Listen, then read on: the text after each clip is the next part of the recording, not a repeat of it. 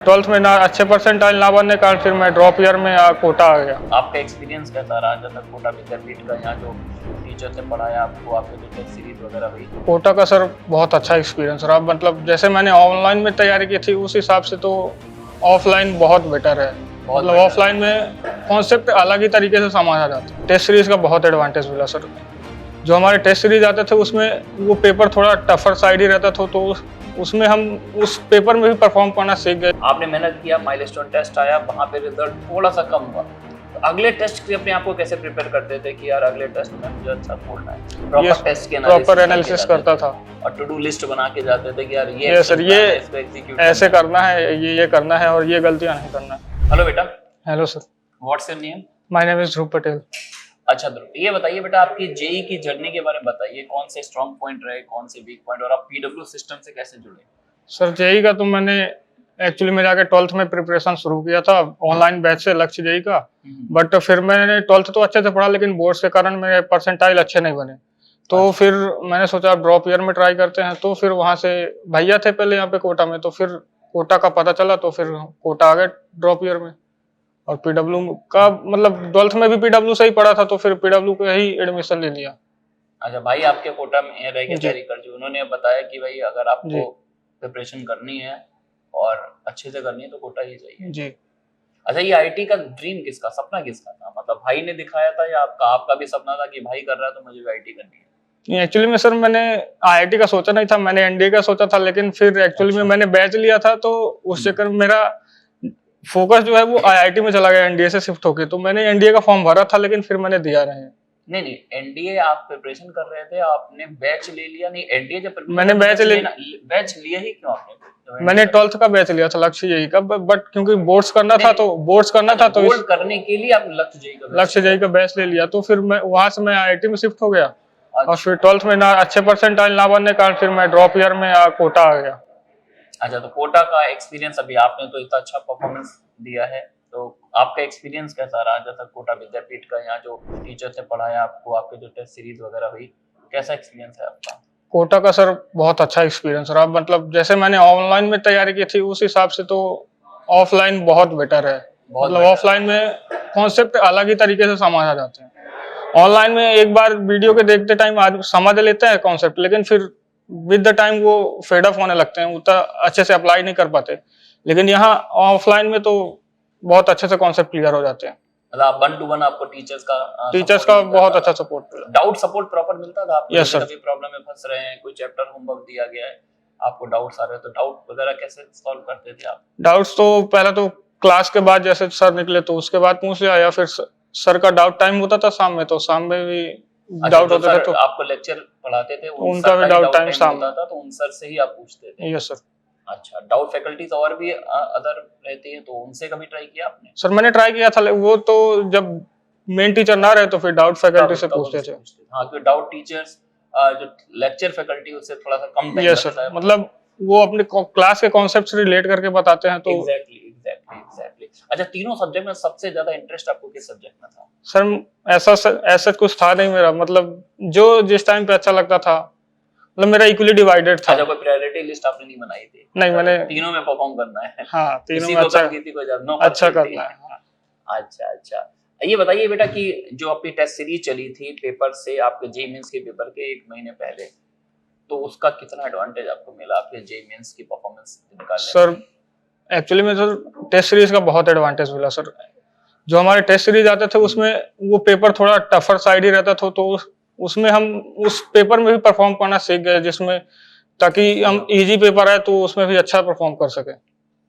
तो तो यानी एक तरह से कोई प्रेशर बन नहीं पाया आपके ऊपर जेईई मेंस का? नहीं, कि आपकी प्रिपरेशन का लेवल ये था और जेईई में थोड़ा सा नीचे, वो इजियर साइड पे था। अच्छा, और किस रूटीन को आपने फॉलो किया था? मतलब किस तरह से टाइम डिवोट करते थे आप जेईई मेंस की प्रिपरेशन के 1 महीने पहले? सर प्रिपरेशन के 1 महीने पहले तो जैसे क्लासेस वगैरह तो ऑफ हो चुकी थी, तो फिर मैं घर पे ही सेल्फ स्टडी करता था। लेकिन जैसे आज क्लासेस चल रही थी परमानेंटली, तो उसमें जैसे इफिशिएंटली पढ़ाई होती थी, तो घर पे हो नहीं पा रही थी मेरे से। लास्ट 1 मंथ से अच्छे से पढ़ाई हो नहीं पा रही थी, लेकिन रिवीजन करते थे बस। और किसी चैप्टर में डाउट लगा तो फिर क्वेश्चंस लगा लिए थोड़ा सा, सर लोगों से डिस्कस कर लिया। Yes sir. अच्छा, पेपर आपने किस चीज का बेटा सॉल्व किया?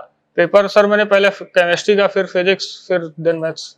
अच्छा, मैथ्स को सबसे पहले, केमिस्ट्री और फिजिक्स जो इजी आ रहे थे उनको पहले यस आपने सर। मैक्सिमम गेन कर लिया, यस बाद में। और टाइम कितना मैथ्स को दिया था आपने?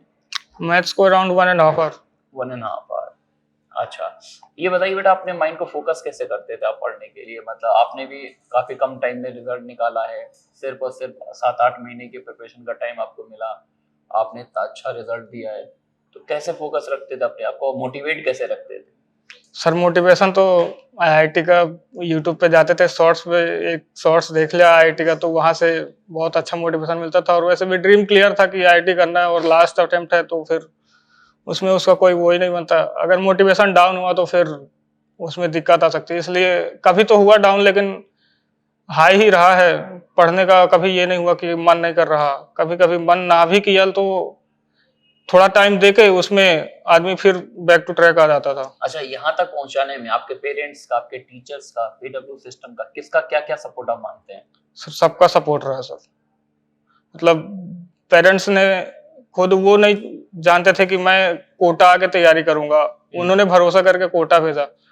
फिर जब टीचर्स देखे तो टीचर्स भी बहुत अच्छे मिले थे। टीचर्स सबको मतलब 20+ ईयर्स का एक्सपीरियंस था, तो वहां से भी कॉन्फिडेंस आया कि हाँ सेफ हैंड्स में है, निकाल सकते हैं। और पीडब्ल्यू सिस्टम का सपोर्ट? पीडब्ल्यू सिस्टम का तो बहुत सबका बहुत अच्छा सपोर्ट रहा। काउंसलिंग टीम वगैरह बैठी थी, कुछ भी प्रॉब्लम हो तो काउंसलिंग टीम से आके मिल लेते थे। अच्छा, यहाँ पर जो बेटा माइलस्टोन टेस्ट होते हैं, विद्यापीठ माइलस्टोन यस टेस्ट, एआईटीएस भी होते थे, तो क्या क्या मतलब एडवांटेज रहा दोनों का, अगर अलग अलग मैं बात करूं?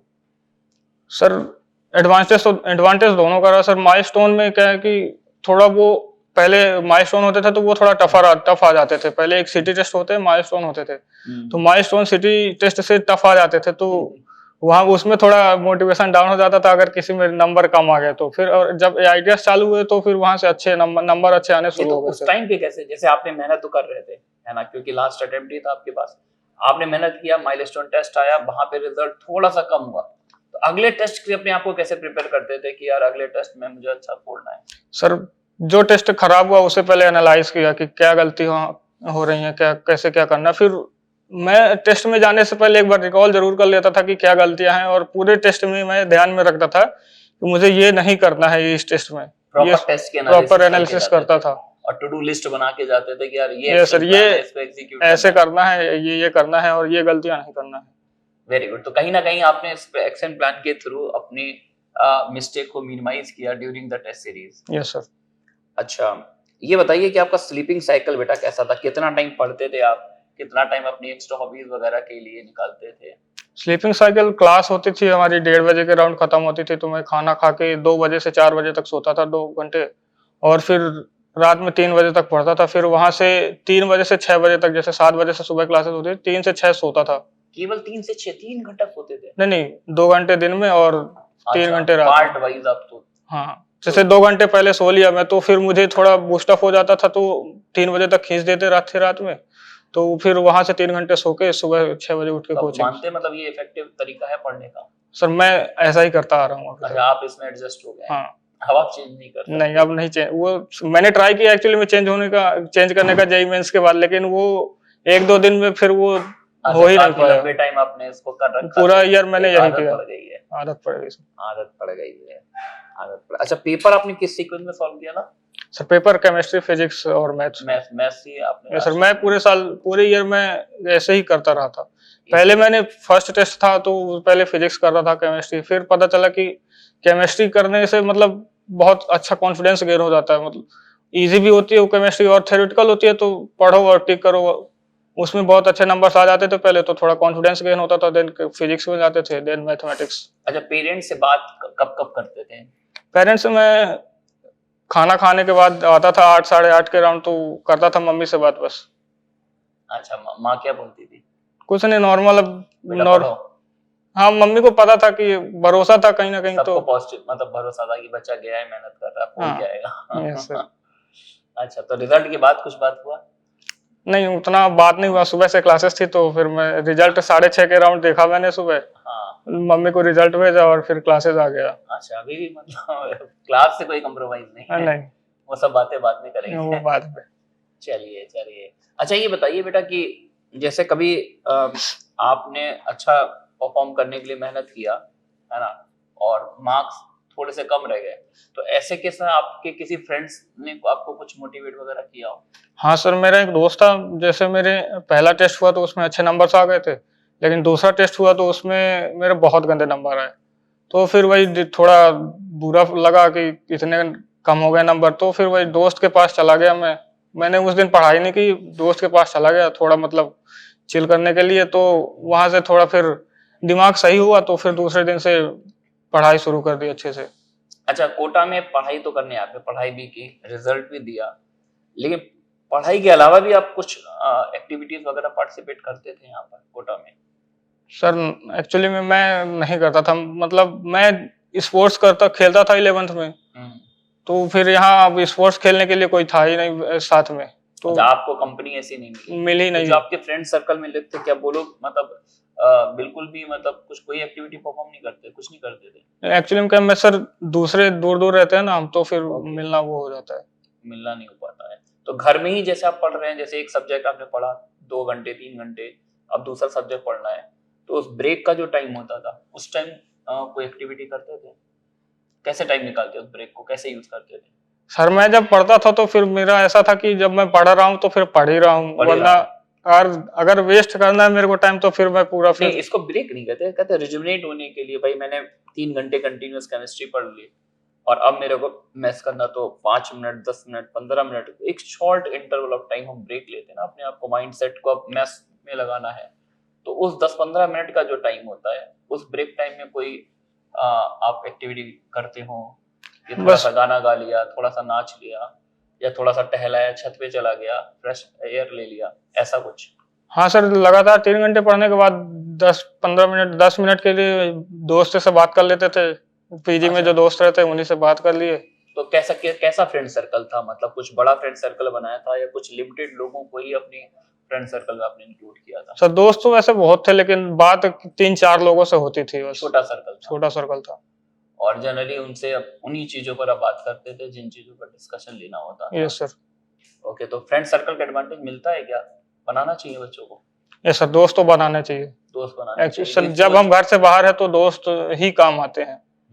अच्छा, तो टीचर से कैसी फ्रेंडशिप है? टीचर से फ्रेंडशिप का मतलब टीचर से कितना सपोर्ट मिलता था? क्योंकि कई बार बच्चे यहाँ पे अकेले भी रहते हैं, मेहनत करते हैं, टेस्ट में मार्क्स कम आते हैं, तो दो पेरेंट्स से बात कर सकते हैं, फ्रेंड्स से बात कर सकते हैं, टीचर से बात कर सकते हैं, तो इस पार्ट में टीचर्स की कितनी हेल्प मिली कि कभी आप डिमोटिवेट हुए हो तो टीचर से कैसे मतलब आपको सपोर्ट मिला?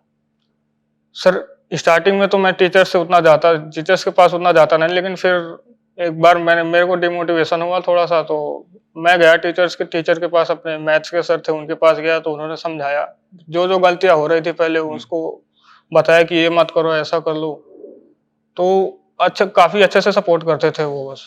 अच्छा, यस सर। अच्छा, ड्यूरिंग द प्रिपरेशन टाइम कभी भी आपको ऐसा लगा कि यार मेरे से ना हो पाएगा, आईटी अपने बस की तो नहीं है यार, सर ऐसा कभी थोड़ा छोटा सा भी थॉट आया?